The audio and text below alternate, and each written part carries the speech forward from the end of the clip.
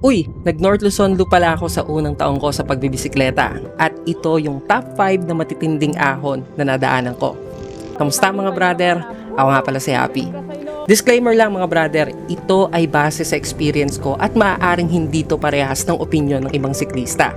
Ang gagawin ko pala ay i-release natin ang mga ahon from mahirap hanggang sa pinakamahirap para sa akin. Ang una sa aking listahan ay itong Santa Mercedes to Ilocos Norte climb. Ito pala yung stats nito. Ang distance, 6 kilometers. Ito yung mula sa baba ng Santa Mercedes hanggang sa arko ng Ilocos Norte. Ang average gradient niya, 4 to 5%.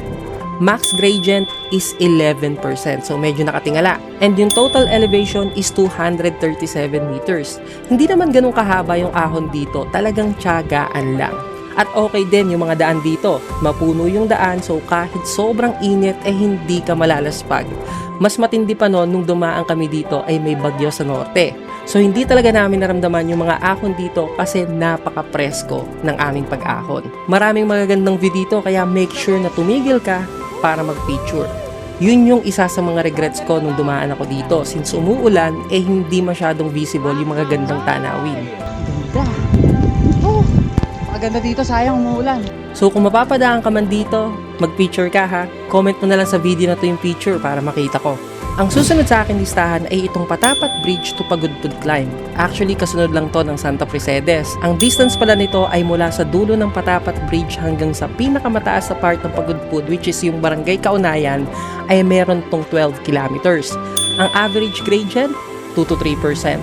Ang max gradient na nakita ko ay 15%. So medyo matarik din talaga. And total elevation natin is 229 meters. So yun pala mga brother, pagkatapos pala ng Patapat ahon. Hindi ako na-inform.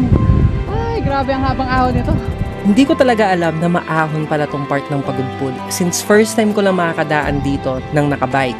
Rolling hill siya, so madaming ahon at luso. Ang kagandahan pala dito ay sobrang luwag ng kalsada at ang downside lang pag inabot ka ng tanghaling tapat dito siguradong nakakalaspag dahil hindi ganun karami yung mga puno sa tabi ng kalsada.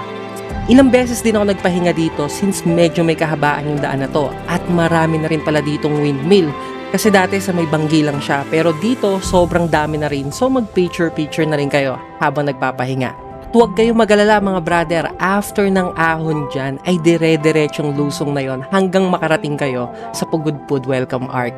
Eto na mga brother, yung tatlong susunod na ahon ay pang hardcore na talaga. Actually, hindi ako makapaniwala hanggang ngayon na naahon ko yung mga yan. Hindi kasi biro yung haba at hirap ng mga ahon na to. Ang top 3 natin sa listahan ay itong Bungabon Aurora Climb. Ito yung stats ng climb na to. Yung distance niya mula sa Barangay Kalanaan sa Bungabon hanggang sa Barangay Diteki sa Aurora ay may 57 kilometers. Ang average gradient, 3 to 4%. Ang max gradient na nakita ko ay 17%, so matarik talaga.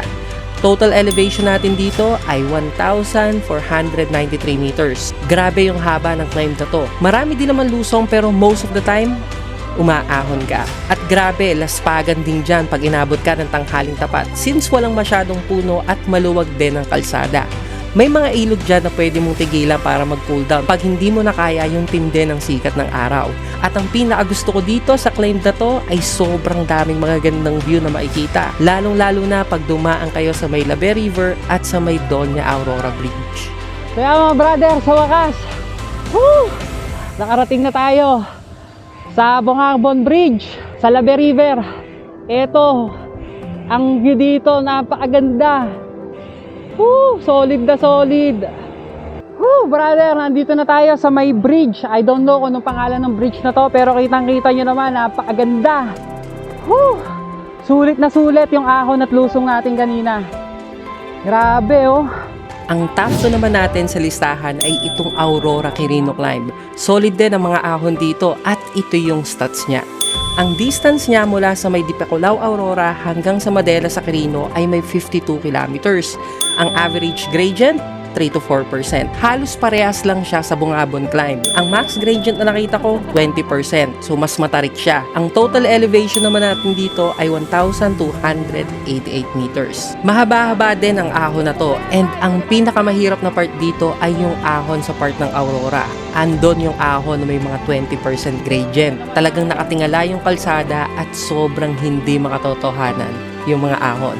Buti na lang talaga at maaga namin tong tinira kasi kung tanghaling tapat, baka hindi ko natapos yung climb na yan dahil sa tarik ng mga ahon at sa pagkalaspag. Pagpasok nyo naman sa may bandang Quirino, mas banayad na yung mga ahon at mas rolling hills na siya kaysa sa part ng Aurora. Marami ang mga lusong at syempre mas marami yung mga ahon. Isa pala sa nagustuhan ko sa ruta na ito ay napakasinik niya. As in kahit saan ka tumingin ay napakagandang view ang makikita mo dahil tinatawid nyo ang kabundukan ng Sierra Madre. Kita nyo naman, yan yung pinanggalingan namin sa may baba. Kita nyo, nawawala yung mga kotse, di ba? Sobrang tarik kasi nan. Tapos pagpunta nyo dito, yung pasikong yan, yung paganon, mas mataas yung paganon, yung siko. Diyos ko. Grabe! Ang ganda! Bago ko pala i-reveal yung top 1 natin na ahon, ay ito yung mga honorable mention natin na ahon sa North Luzon Loop natin. Ito yung mga ahon na mahirap pero kayang-kaya basta dadaanin nyo sa tiyaga. Una natin ay yung Gataran sa Cagayan, tapos yung Suwal sa Pangasinan, yung shoreline ng Aurora, yung Olonga po sa Zambales, at ang Manggi sa Ilocos Norte.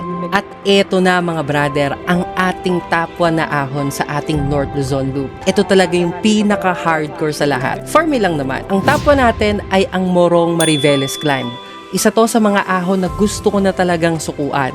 At ito pala yung stats niya. Ang distance niya mula sa SBFZ Gate sa Morong hanggang sa may Mariveles ay 93 kilometers. Ang average gradient niya, 2 to 3%. Ang max gradient niya, 12% lang naman. At ang total elevation is 1,875 meters. Hindi naman ganun katatarik yung mga ahon dito sa Bataan compared dun sa Bungabon at Quirino Climb. Ang nagpahirap dito ay yung sobrang habang ruta. Imagine mo halos 100 kilometers na ahon lusong ang gagawin mo sa buong araw. Di ba nakakaubos talaga ng lakas? At dito talaga ako nalaspag kasi umaga pa lang umaahon na kami at pagdating ng gabi, umaahon pa din kami. Dito rin talaga ako halos maubusan ng pag-asa na parang hindi ko nakakayanin tapusin yung North Luzon Loop ko. Pero sa awa ng Diyos, natapos ko din naman. Sobrang daming ahon dito. Napakarami din ng magagandang tanawin dito. Kaya i-enjoy nyo yung nature. Iba-iba din yung kalsada dito. May mga part na malililim pero may mga part na as in walang masisilungan. Sunugan talaga sa ilalim ng araw, lalo na doon sa ahon papuntang Mariveles. Talagang titiisin mo na lang talaga hanggang makapunta ka doon sa mismong poblasyon ng Mariveles. And honestly, isa ang Bataan sa lugar na sinabi ko sa sarili ko na matagal kong babalikan. Masyado niya kasi kung na-trauma. At ayan ang top 5 na ahon natin sa ating North Luzon Loop na talagang hindi ko malilimutan. At kung gusto niyo po palang makita yung ruta ng North Luzon Loop natin ay i-follow niyo lang po ako sa aking Strava. I am happy. At kung gusto niyo pong mapanood yung buong storya ng aking North Luzon Loop, full vlogs are available on my YouTube channel. Pasubscribe na rin po. Salamat!